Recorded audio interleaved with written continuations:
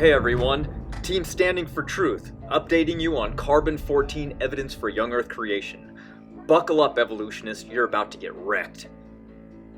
There are many lines of evidence that limit the age of the Earth. For example, we know that comets cannot last very long. A comet is made up of ice and dirt, and they orbit the sun in an elliptical path. Now, when comets get close to the sun, that icy material gets blasted out into space, meaning comets are getting smaller and smaller. They are losing mass, and we can calculate the rate as to which these comets are being depleted. The data strongly indicates that comets cannot last millions of years. We also know the rate at which magnetic fields decay. And it turns out our magnetic field is decaying. We can measure the decay of Earth's magnetic field.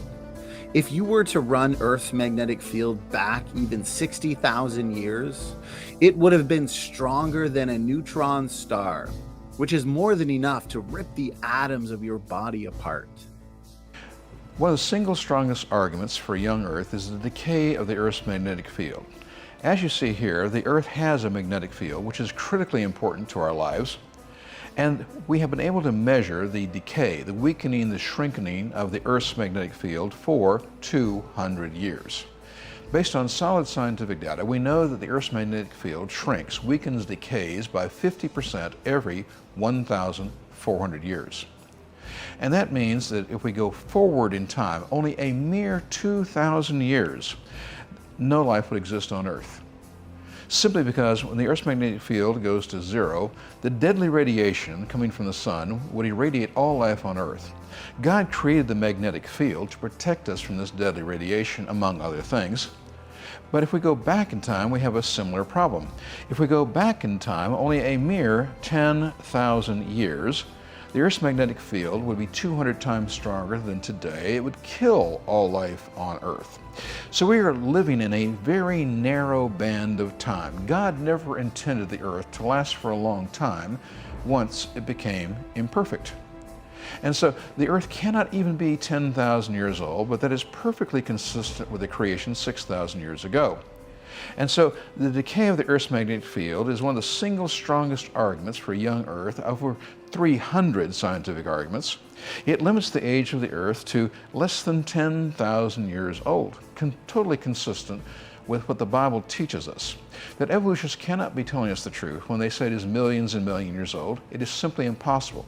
The magnetic field, the decay of the magnetic field, I completely agree with you. That is a fantastic line of evidence supporting a young Earth. I've heard some evolutionists, some uniformitarians try and rescue the old Earth by saying, well, maybe the Earth's magnetic field have gone through reversals, and maybe it's not, exponential decay, these types of rescue devices. What are your thoughts about those, Dr. Grady? They're living in a fool's paradise. Let's think about this for just a second. First, I'll start off with a great truth, and then we'll attack the question directly, okay? First of all, I don't care what you find in science that disproves evolution, particularly things that are linear, say. They will say, oh no, it's curvilinear. And then when you find something that refutes evolution that's curvilinear, they'll say, oh no, it's straight line. That is a great truth. It comes from Dr. Grady's 101 Great Scientific Truths. Now, when we apply that to the decay of the magnetic field, even evolutionists will agree, because they have to, it's fact, we can measure the decay of the Earth's magnetic field as it is occurring today. Everybody agrees it's going down in strength. Everybody agrees it was stronger in the past, it'll be weaker in the future. That's fact, and they deal with it. However, they realize that if it decays to zero, it proves them wrong. So what do? They invent a fairy tale for adults. And they say, well, yes, it goes to zero, but it's curvilinear. And so what happens is when it does go to zero, then the poles reverse, north-south reverse. The field is regenerated and then starts to decay again. Now, that's a fairy tale. Because let's look at the science of that. Now, everybody in the audience is pretty much aware of MRIs or MRTs, depending upon what country you're in. And magnetic resonance imaging works on people. We stick you inside a big electromagnet. We can visualize what you look like on the inside with the use of a computer and software program. And it's really great stuff. I mean, I've had about 6 or 7 myself. It's a whole lot better than cutting you open. But think about it. It works on the basis of magnetism. Now, if you take the current decay of the Earth's magnetic field, remember it decays the same way a radioactive material decays. It's not straight line. So it decays with a half-life. Now we know the half-life because we've measured it long enough. Remember that we've measured the Earth's magnetic field now for almost 200 years. And we know it has a half-life of 1,400 years. So if you go back in time, every 1,400 years, it's going to double. In the future, it's going to half. Now, if you go back 8 to 10,000 years, the strength of the Earth's magnetic field would be lethal. It would simply kill you. Every single cell in your body would be ripped to shreds. So that means, number one, humans cannot have been on the Earth even 8 to 10,000 years, so we didn't evolve from apes a million years ago. And let's think about this thing about reversal. Now, if the magnetic field goes to zero, we're all going to die because the magnetic field of the Earth causes what's called the Van Allen radiation belts, but it is protecting us from the deadly radiation, primarily solar winds and some galactic radiation as well. But if we don't have it, we'll all be irradiated and die. So if you go forward a while, we're going to die. You go back more than 8 to 10,000 years, we'd be dead. We live in a very short window of time. Next question, second law of thermodynamics. If it went to zero, please tell me by what natural mechanism the field could be regenerated. That's where it's a fairy tale. There's nothing in nature that would rebuild the field. You know, that's asking again to get something from nothing. And so when we take a look at the particulars, the story might sound convincing to those that are not educated or not aware of the science. But to somebody who does know the science, it's an absolutely vacuous argument.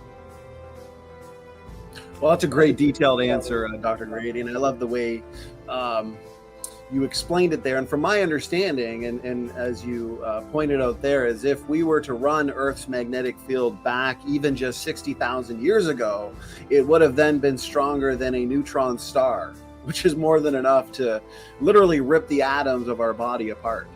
So well, if you go back 10,000 years, theoretically, you would have what we would call a magnetic star.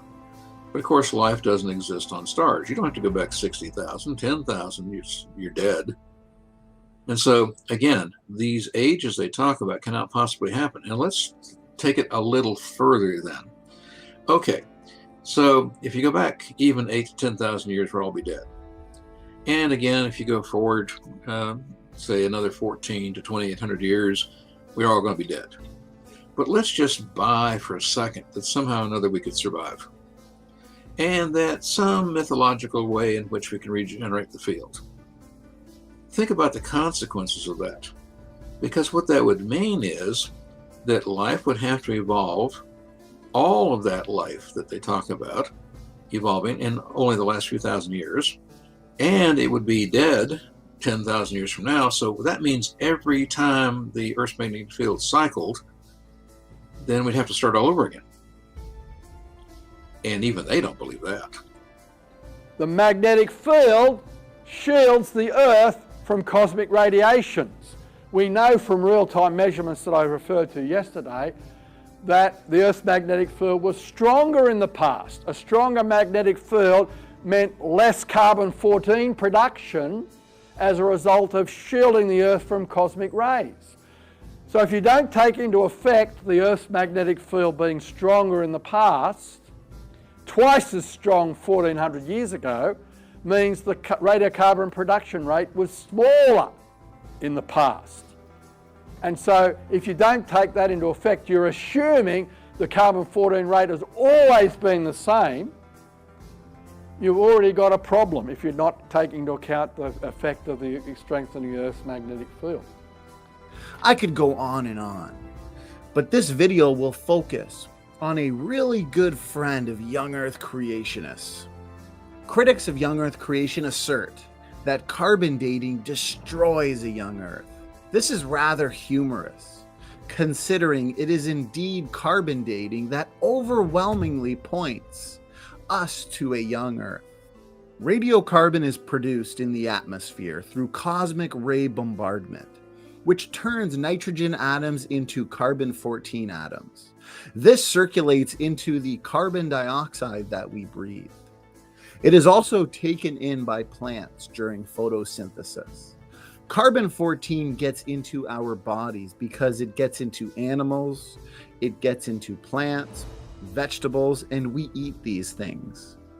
Therefore, if we live, we are taking more radiocarbon into our bodies. What does that indicate for when we die? Well, if we are dead, and since we are not taking in any more radiocarbon, the radiocarbon gets less and less, to the point where there should not be any left.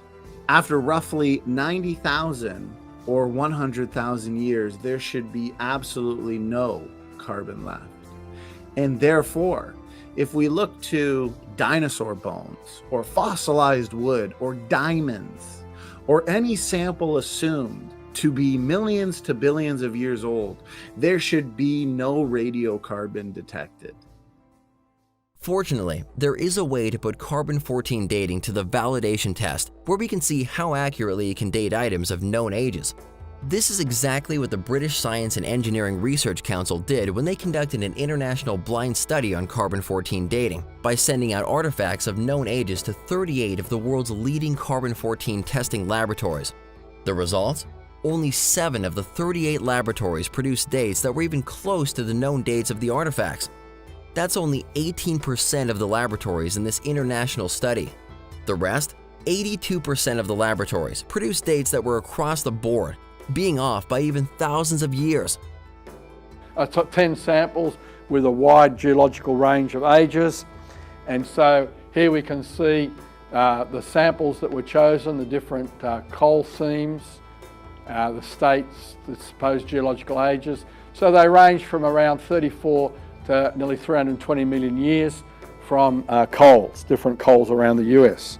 And what happened, they were radiocarbon dated, and they grouped here.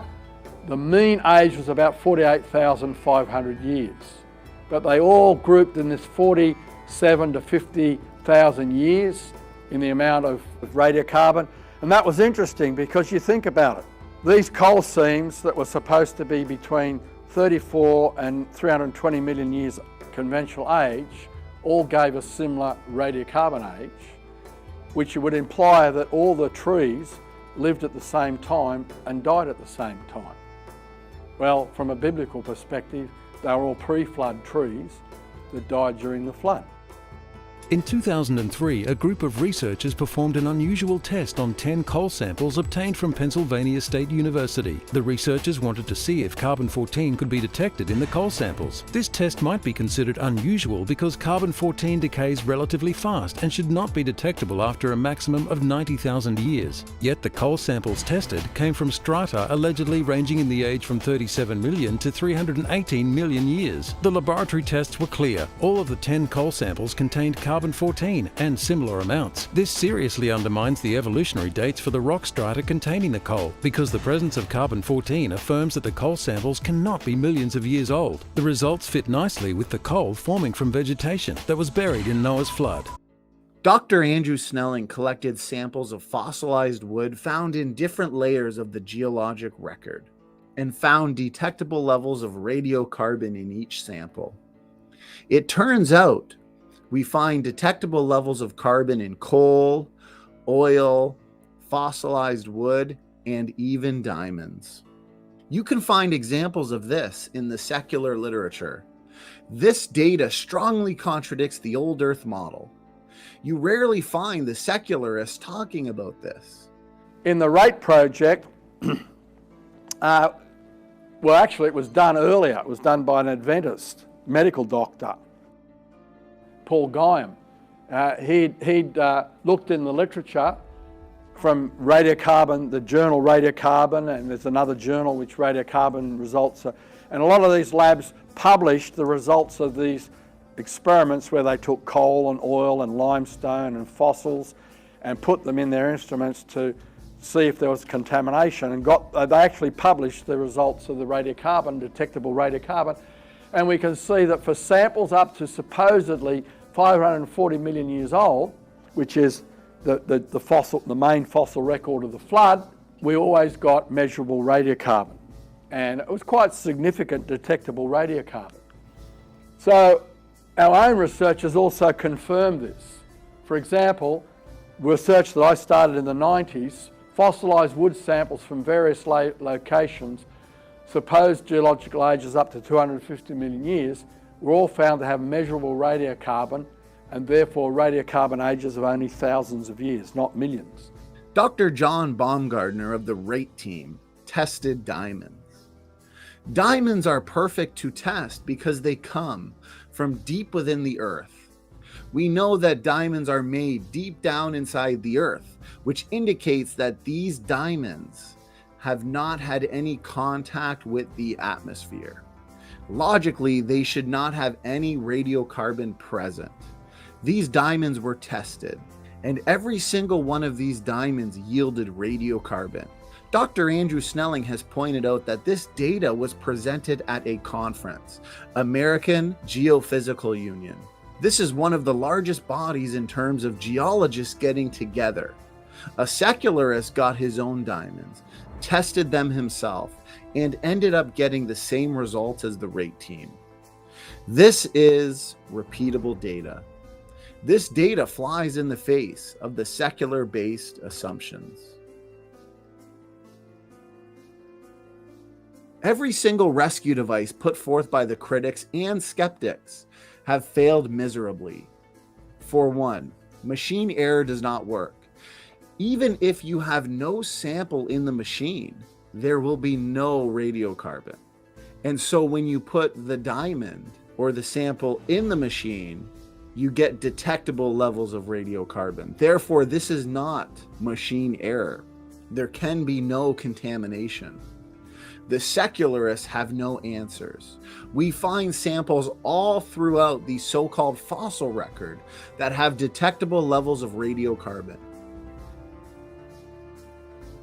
In regards to diamonds, over 10 times the detection limit. Remember, carbon decays so quickly that, let's say, if every single atom in the universe was made of carbon, it would all decay within 1 million years easily. What about contamination? It's flabbergasting that anybody would actually still use this rescue device. The laboratory applies very strict pre-treatment protocols that involve harsh washings, repeated harsh washings in strong acids. These acids will dissolve anything, and these samples are hit with multiple treatments that ensure only carbon intrinsic to the sample ends up in the instrument to be measured. These samples cannot be contaminated, and this is a weak rescue device. As soon as people started lampooning the results of the research that I was doing on ancient fossil wood samples, I only had to point them to the treatments that the laboratories had given, that it couldn't be possibly contamination. It was radiocarbon intrinsic to the samples. To test their instruments, they analysed samples that were supposedly radiocarbon dead, that shouldn't have any They chose samples of coals and fossils, but every sample contained detectable carbon-14. Even empty sample holders yielded a 0 result. So they should have concluded that the carbon-14 in the coal and fossil samples were intrinsic. In other words, the samples weren't millions of years old. The carbon must be intrinsic to the samples. Samples of coal, fossils, including fossilized wood, and even diamonds, all have shown to have detectable levels of radiocarbon in them. This refutes the millions of years paradigm. Lastly, the claim that there is other nuclear material down where the diamonds are that can supposedly recharge the C14 does not work. The rate team investigated this so-called explanation, and they estimated that you would need 13,000 times more nuclear material in the nearby rocks in order to adequately recharge the C14. You would need far too much material to recharge, unrealistic amounts, deep down in the earth. Cosmic rays cannot reach deep in the earth, and therefore C14 should just decay away. You mentioned carbon and how carbon is found in diamonds, coal, fossilized wood, I believe as well. Have you personally, have you been convinced, or have you seen any good rebuttals to why that is? The best I've seen, and it won't work, the best I've seen is that there's other nuclear material down there that can recharge the C14. But the rate group looked into that, and they estimated that you'd need 13,000 times more radioactive material in these rocks than is actually found there in order to adequately recharge the C14. And when I recently debated Hugh Ross, that he thought that was the answer, and I pointed out to him, no, you need far more nuclear material. See, the idea is, so C14 decays quickly. C14, we find it in diamonds, we find it in coal, and these are buried deep down in the earth, because normally the way C14 is made is in the upper atmosphere. When cosmic rays strike, they cause a cascade that transforms nitrogen into C14. But deep down in the earth, the cosmic rays can't penetrate that far. They can't go very far into the earth. They're very high energy. They can't go deep into the earth. And so the idea is that C14 that's in anything that's deep down should simply decay away. And the half-life of C14 is 5,730 years. So it doesn't take millions of years for this stuff to decay away. And the idea is that the secularists have proposed that perhaps radioactive material could create the free thermal neutrons that could then create new C14 in these substances, recharge them. That C14 that's turned into nitrogen, turned back into C14. But the problem is the rate of radioactive decay of these other substances is much slower than the rate at which C14 decays. And so a typical element might be, say, 100,000 times slower than C14. So you get C14, boom, boom, it's emitting 100,000 conversions in the time it takes this element up here to turn once. And potentially one of those could recharge one of the nitrogen atoms back into C14. But that's not going to work, because these things are popping off like this, and then every now and then one of them gets recharged. That's not going to help. That's not going to keep it supplied with such a vast quantity of C14 that we do find in these things. And so you'd expect in order to have some kind of equilibrium where the C14 is continually recharged, the amount of other nuclear material would have to be greater in proportion to carbon, roughly relative to their the ratio of their half-lives, which is enormous. It's a factor of 1 million or so, depending on the element. So it's not going to work. There's no way you can recharge that deep down. I think the reason some people assume that that's happened is because I think they found evidence that places that have extra nitrogen, you also find more C14 there. But that's a prediction of the rate research group, because if you have accelerated decay, that will happen, because with accelerated decay, that uranium can decay into lead much, much more quickly. And we think that the longer half-lives were shortened by a much greater ratio than half-lives that are already short. Like carbon-14 probably wouldn't have been affected very much by accelerated decay. And so that is going to do it, but it's only going to do it during the flood year until the accelerated decay shuts off, and then it's not going to happen anymore. So other than that, I haven't seen any good answer to the evidence for the fact that we find C14 in just about everything that has carbon in it, in contrast to what you'd expect if the Earth were billions of years old. Deep time proponents have failed to account for why radiocarbon is found in samples claimed to be millions and even billions of years old. Given the fact that radiocarbon lasts less than 1 million years, the evidence points to young Earth creation and refutes the deep time paradigm.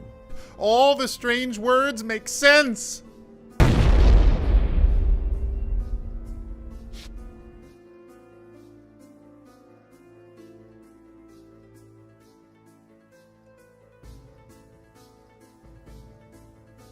These coal samples carbon date to be between 40 and 60,000 years, but they are sandwiched between geological layers that are supposedly 34 to 318 million years old.